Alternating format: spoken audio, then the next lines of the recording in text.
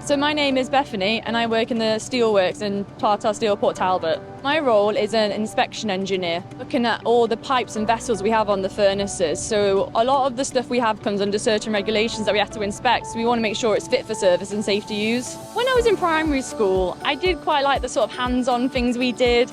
I didn't enjoy English too much, but I sort of enjoyed maths more. So then into secondary, I took that on. I did more physics, maths and stuff as I got older and did my year 10 GCSE choices.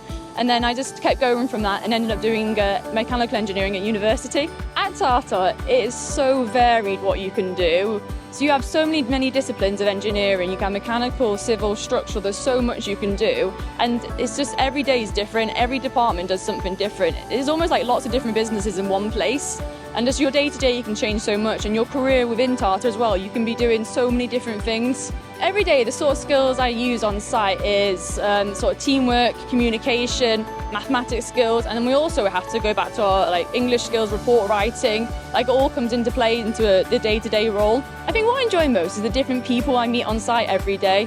Everyone's got the same common goal, and what I enjoy is the challenge each day we have, and no 2 days are ever the same. So I know for the next couple of years I'm working on different vessels and different assets, and I could be down the coke ovens one day and then on the blast furnaces another day. It's always really interesting. When I was young, I had no idea I'd end up working in the steelworks in South Wales.